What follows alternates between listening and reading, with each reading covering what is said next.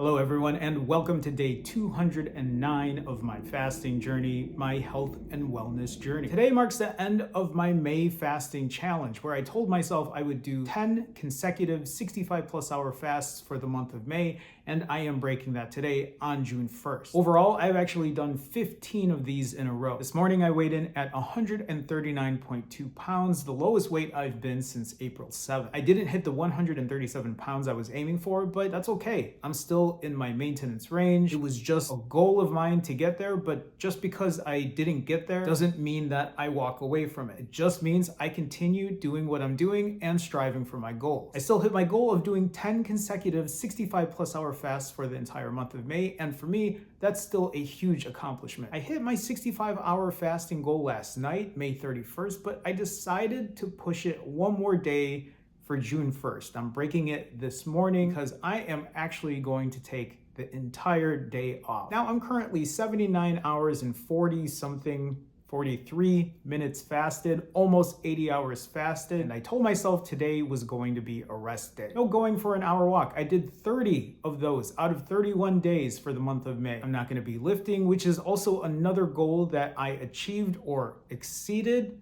during the month of May. And other than editing this quick video, I'm doing no other work today. I have zero restrictions when it comes to eating today.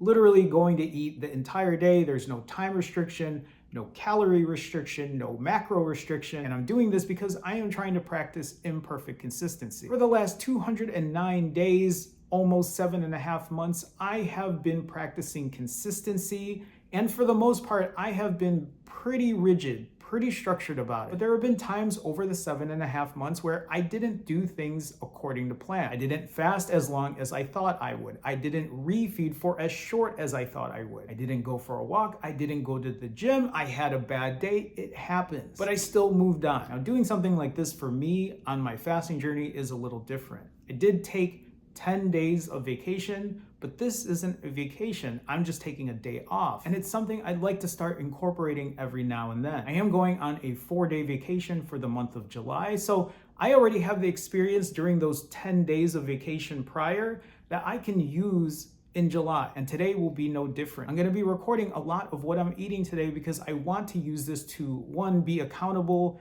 but two, to also document what this looks like for me, what things I've learned, what things I could do better, and just figure out, okay, this is me building experience of doing something different. Practicing this type of imperfect consistency is what helps, well, number one, it relieves the mental stress of doing something so rigid day in and day out. Giving myself some leeway makes it easier for me to push on for the next day. That's really all I wanted to share today because I am ready to take the day off. Before I go, I want to ask you, how did you do for the month of May? Were you consistent? Did you do 65-hour fasts? If you didn't, did you do something on a consistent basis? A lot of people ask me, what am I doing for the month of June? And I'm just going to share that I am actually going to do a couple different things in terms of my diet, I think. But for the most part, I think my fasting routine is going to be the same. I'm going to be eating once every 3 days. I'm still going to be performing 65-hour fasts. Today, June 1st, is the only difference where I'm eating the entire day. I'm just thinking that the cadence of what I'm doing,